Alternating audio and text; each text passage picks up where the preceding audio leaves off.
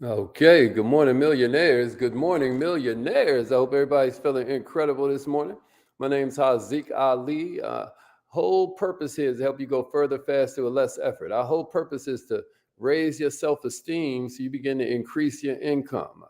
Whether you're talking about mindset, whether you're talking about skill set, or whether we're talking about the art of fulfillment, which a lot of times I refer to as heart set.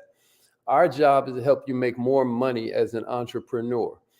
If we are doing a good job at that, then please, y'all, like this thing, comment, share, turn on your notifications. Make sure that you are here with us every single morning because we're going to be here every single morning for you. I thought that this is a good time to kind of talk about getting sales meetings pumping because it's the 15th. That means a lot of people got paid. You know what I'm saying? And as salespeople, we get paid every single day, don't we? We're kind of lucky, but I figured that I would share with you some things that one of my mentors showed me about how to make sales meetings a little bit more exciting. So definitely share this with any entrepreneurs you know. We're gonna get started in just a couple minutes. Right now, y'all, it's time to rep your city. What kind of business do you have? How does it help people? And while y'all are doing that, I'm gonna call in on this live line. Shouts out to Crystal Clear. Good morning, Queen. Let's get it. You have something special. You have greatness in you. Hello, this is Les Brown, and you're in the right place at the right time because we're going to bring the millionaire out of you. Facts. Just hold on. All right, let's get it. Everybody ready? Thank you. Please announce yourself. Yeah, buenos dias. Hope everybody feeling good. Hold up. All participants are muted. All right, here we go. Entry and exit tones are off. All right, we should officially be in the house now. Good morning, millionaires. If you're calling in on the live line and you ain't rocking with us on the live stream, I want to wish you an incredible Monday morning. It's payday. Happy Mother's Day to everybody. Where all the mamas at? Where all the mamas at? We see you. Thank you for being the closest thing.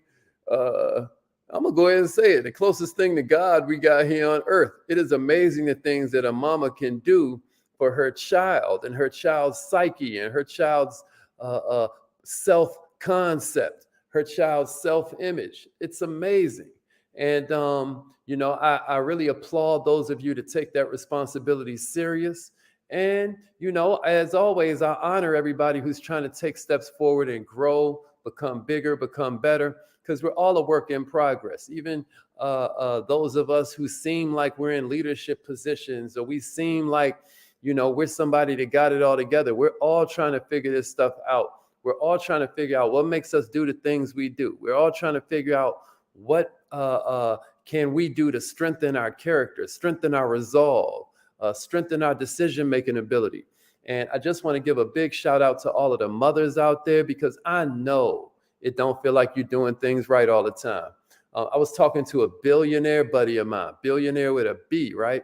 And he said something wild when I was talking to him about parenting from a father's point of view. He was like, yo, none of us think we're good parents. That blew my mind. But I just want to give you that. I don't know who I'm talking to, but none of us think we're good parents. I want to applaud you for being the best mother you can be and for trying your best to get better every single day. Every single day, better in your best. We all love you for that. All right, so we're going to get this party started. What's up, Coach Carvel? My man Allen's in the house. Good morning, good morning. Okay, the Kings representing. My man Ken up in here. What up, Yuli? Okay, so the ladies representing a little something. What's up, Yuli? What's up, Tanisha? Okay, the ladies coming through. Tanisha, that is such a great avatar. What's up, Suzanne? Good morning, good morning. What's up, Vanessa? Good morning. Ashley is in the house. What's up, what's up? Vita Lachey. Dr. Marilyn is up in here. Listen, y'all, this morning what we're going to talk about is how to make your meetings more productive. You chopping it up with your team. I know we're all entrepreneurs here. And I just want to give you some thoughts because if you spend your time in meetings and they're too long and they're too boring, imagine how your staff feels. Today, I'm talking to the leaders out there. I got some questions for you. How much time do you spend preparing for the meeting? You prepare a little bit, you prepare none. Here's another one for you. Do your meetings have a purpose, or at this point, is it just you have them because this is the day of the week you're supposed to have it, right? How much of the meeting is solutions? You know, when you're doing these meetings, or is it just you trying to, scare everybody into complying, et cetera, so forth? How much of your meeting is people complaining? Listen, all I'm saying is if you don't get these meetings right, instead of this being an asset, it could easily turn into the kind of thing where it becomes a dragger, it becomes an anchor. And now you got higher turnover than you should. Now all of a sudden you ain't converting the marketing and the sales. You know, these meetings is where it happens. Let me tell you, salespeople do better when they're encouraged, when they're challenged, when they're offered incentive, when they're respected, when they're rewarded. Am I making sense to somebody? Don't complain, train. Can somebody give me that in the comments and then give me a share? Don't complain, train.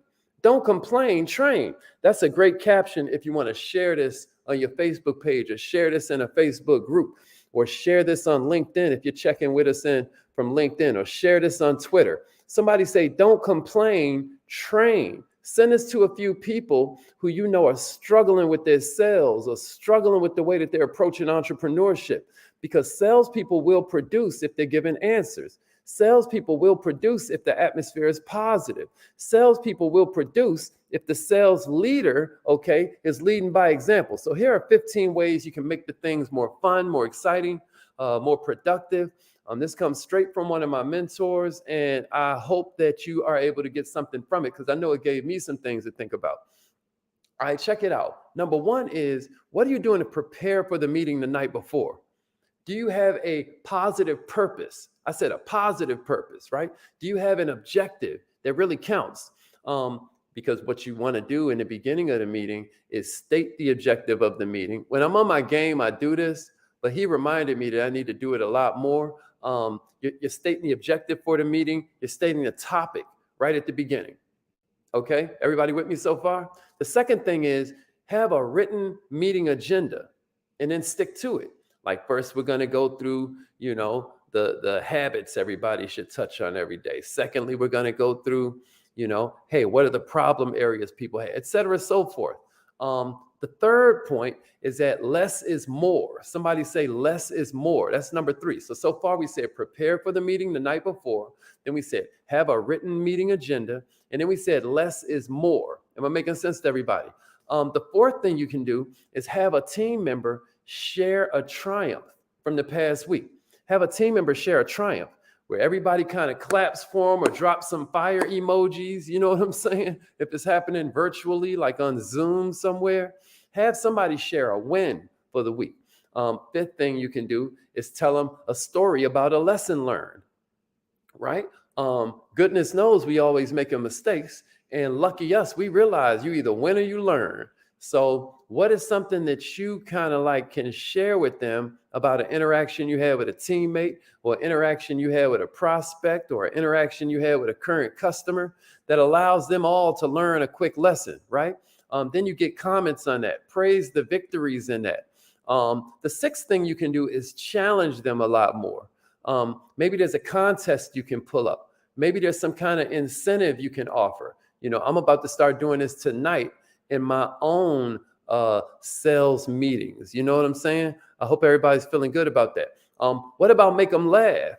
If you start off with humor, it can set the tone. Nobody wants to pick up the phone for somebody. Nobody wants to show up to a meeting for somebody. Nobody wants to invite out the person who's always like a wet blanket. You know what I mean? So why don't you make these meetings more exciting, more scintillating, more unexpected by you starting off with some kind of humor? You know what I mean? Another thing that you could do is present new ideas. You could present brand new ideas. Think about it. There are new ways that they can capture orders. There are new ways that they can get more repeat business. There are new ways they can encourage and incentivize referrals. What are you doing to give them some of these things? Am I making sense? This weekend's Kaizen Academy is going to be part 1 of one of my favorite classes we teach. It's called Prospects on Demand. Prospects on Demand. It's a 3-part class, and we're going to do it 3 weeks in a row, right? The first week is all about finding prospects who are ready to get busy, right? Not prospects who might want to wait a little bit longer, or not prospects who you wouldn't even want as a customer. We're going to talk about finding qualified, ready to join, ready to buy prospects. Where do you find these people? Because if time is limited, goodness knows we want to focus on the ones that are qualified, not the ones that, oh, anybody count just because they have a heartbeat. That ain't the way to do it. So we're going to explore that this Saturday at 7 p.m. If you can't be there live, you'll get the replay. The second Prospects on Demand course the week after that will be how to build rapport instantly and kill skepticism. Because as you know, when people walk up to us, we're always like defensive first, right? Like it's almost like protection. Like, who is this person? What do they want from me? Oh, I bet they want some money, right? So how do we get past that? How do we kill skepticism? How do we build rapport? That's the second piece of Prospects on Demand. And then the third one is how to set more appointments. My point is, we're going to present new ideas. These are new ways to capture orders or referrals or grab more repeat business. Number 9 is teach selling skills. Don't just complain, train, right? Teach selling skills. Like, do they know how to overcome an objection? I mean, we know they're going to get one. Do they know how to overcome it? Are you teaching them techniques for calling people that are cold prospects versus warm? Are you teaching some kind of telephone skills? Are you teaching some kind of leadership skills? What are you doing to make it so that they have more influence? Might be something cool to cover in a meeting. So that was number 9. Number 10 is empower people. What we're talking about is give more solutions and less threats, right? Less threats. Empower people, give more solutions and less threats. But at the same time, number 11 is be motivational. Here's the bottom line. You want to create an atmosphere where people motivate themselves, not an atmosphere where people begin to accept their own mediocrity. 80% of the people that accomplish any goal are doing it, according to the statistics, because of accountability. Does that make sense? So you want to empower people, right? You want to make sure you're giving solutions, not threats. But at the same time, you also want to make sure you're holding people accountable according to where they said they wanted to be in life. Am I making sense? Number 12 is give tools. My people know sometimes I'll have a chart for them. Sometimes I'll have a video. Sometimes I'll have some kind of PDF or something for them to screenshot. But the whole vibe is, what are you doing to give people tools that can help them to implement some of the mindset and all of this good attitude they got? You know what I mean? Number 13 is get everybody involved. That's the 13th little play I got for you. Get everybody involved. Ask them to open their mind. Ask them to think. Ask them to generate the ideas. I can't tell you how many speakers forget this one point, or workshop leaders, right? Check it out. The genius is really out there in the crowd. There's something that kicks in called the mastermind effect when more than one touch and believe, when more than one believer is in the room, right? God comes in the room. You get what I mean? So don't waste that. Make sure you're getting everybody interacting. A lot of times you should think of it like one part, should be the leader. One third should be the leader, but the other 2/3 of the meeting should be the participants. Does that make sense, everybody? Number 14 is let people vent their frustrations, not whine about them, but vent their frustrations. So here's a way to do that. You're like, Hazik, how do I let them vent without it turning into a whining session? Check it out. Simple rule. You may want to write this in the comments if you like it. You may want to write this in your power book, write this in your notes. Check it out. Nobody can give a problem without offering a solution. That's a simple way to keep everybody from whining. He told me, I was like, ooh, that's good. You know what I'm saying? So nobody's allowed to present a problem without offering a solution. See what a different vibe that'll create? The 15th one I got for you is alternate the leadership. Give other people a chance to host the meeting. Does that make sense? Let your people run that thing.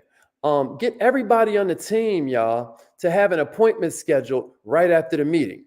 Make the meeting so upbeat that they take that same energy to their appointment and close the sale. I'm telling you, automatically life gonna change. Life gonna change. Does that make sense, everybody? How'd that feel? That felt good? All right, we got all 15 of them out there, and yo, we still got, yeah, my man Jackie Robinson in the house. Hey, this is one of the coldest car salesmen in his. Hey, what city you in, Jackie? Let them know what city you in. The homie got the fix your credit while you drive program rocking. All right, so y'all got something out of this? Yeah, Cassandra. Everybody got something out of this? Good morning, Simone. Good morning, Jennifer. What was your? That's exactly right. What was your biggest takeaway?